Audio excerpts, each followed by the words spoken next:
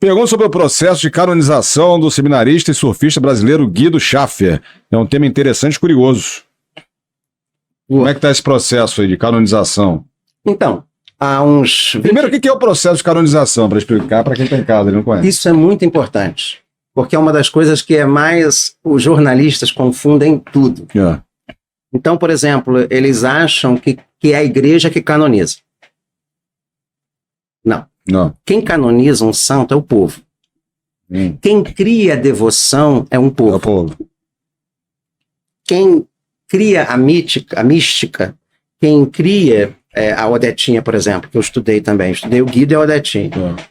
Quem fez a Odetinha virar santa, no coração do povo, a Odetinha já é santa há muito tempo. Padre Cícero. Padre Cícero no Nordeste. Então, quando a coisa vai... Então não existe o processo de canonização. Não, existe. Eu vou explicar. Quando isso toma uma proporção muito grande, o povo, ele pede à igreja que faça um processo para realmente reconhecer as virtudes daquela pessoa. Mas pede como? As pessoas fazem um pedido ao bispo da diocese, sobretudo a diocese onde se existe o culto, ou a diocese, para se ter realmente o processo tem que ser onde morreu. Mas, por exemplo, a princesa Isabel morreu na França. Aí vamos supor que a princesa Isabel tem devotos aqui no Brasil. Então o bispo daqui, da onde tem devotos, pede no direito, como é que se diz? A comarca. A comarca, eu esqueci a expressão. Para que se possa o processo começar no Rio de Janeiro. Vamos supor, é um exemplo. Então, a Odetinha é aqui do Rio, o Guido é aqui do Rio.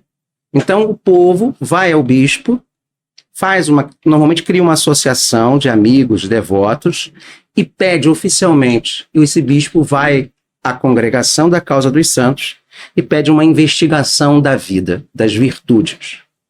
E não tem que ter tido algum milagre também?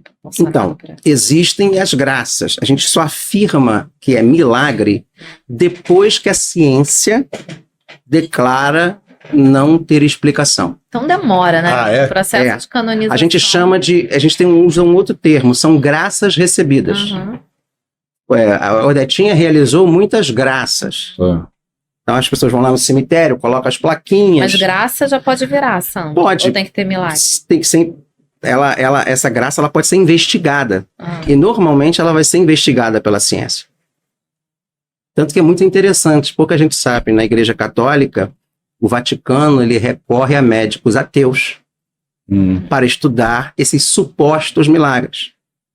A santa que chorava. Não só esses. Eu falo milagres em relação à suposta cura, né? Então, o que o cientista ateu ele faz? Ele não fala de milagre em momento algum. Ele estuda os casos que são mandados para ele, prontuários, relatos médicos. E ele atesta lá, não tem e ele atesta que não tem explicação. Quem, a partir desse laudo de não ter explicação, a congregação, junto com os cardeais e o Papa, declara: isso foi um milagre.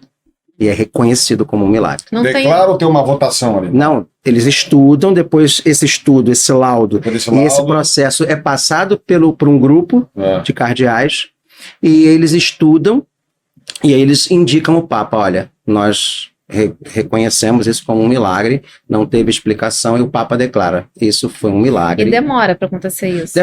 Demora porque você precisa escolher cada caso, estudar cada caso. E como é que está esse processo no caso vamos lá. Do Guido? Tudo começou em 2011.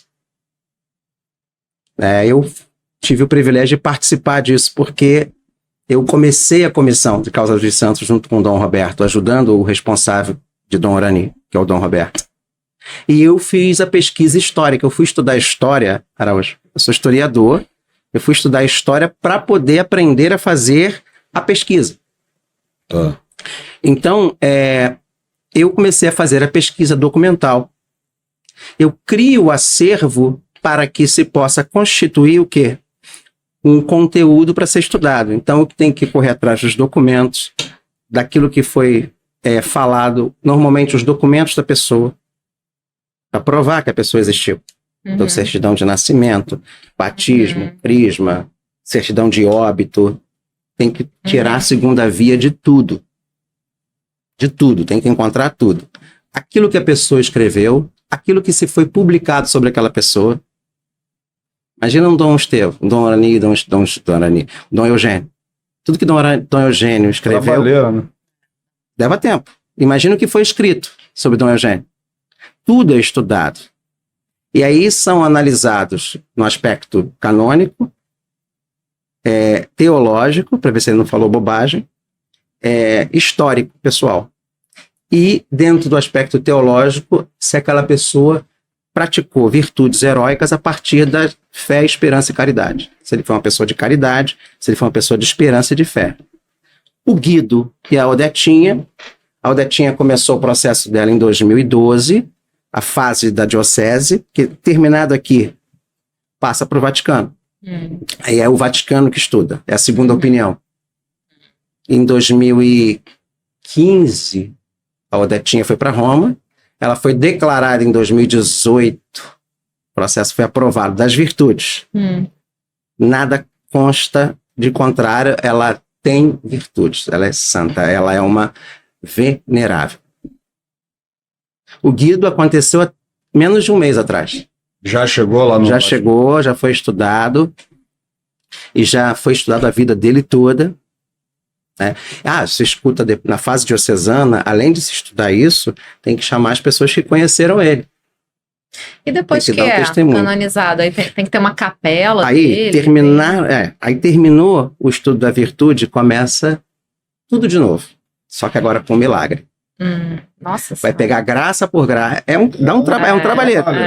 Você vai pegar, você vai fazer estudo de caso, vai passar por médicos aqui do Brasil. Então, na verdade, é uma comissão de médicos aqui no Brasil, depois uma comissão de médicos em Roma. Depois entrega a igreja. Isso leva, em média, 10, 20 anos. Tem casos que, se tendo dinheiro, tudo é muito rápido. Foi rápida, porque um processo de canonização, também é importante, ele só começa depois de 5 anos que a pessoa morre. Porque para dar tempo de ver se realmente existe uma fama de santidade naquela pessoa. Se não caiu no esquecimento. O Guido, que tem que partir do povo, né? O Guido, o próprio enterro dele já foi uma grande comoção aqui na cidade. O Guido, a Odetinha. Tem mais alguém aí dentro desse processo? Tem. Estou estudando agora a Madre Maria José Capistrano de Abreu. A grande madre aqui do Carmelo de Santa Teresa. Que foi a filha do historiador Capistrano de Abreu. Uma mulher impressionantemente à frente do seu tempo. Eu li artigos agora de Manuel Bandeira, de Carlos Drummond de Andrade, falando coisas lindas sobre ela. Apesar de todo mundo pensar que Capistrano de Abreu foi da ABL, não foi não, ele era muito amigo do pessoal. O Machado de Assis conheceu Capistrano de Abreu. E ela foi a mulher que ela falava 7 idiomas.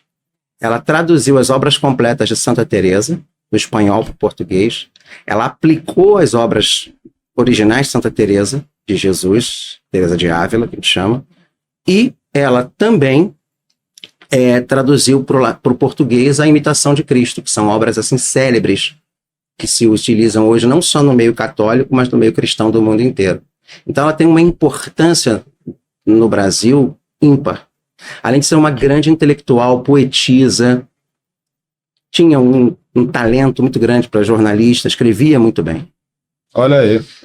Vamos mais uma? Vamos? Tá respondido aí, Rodrigo.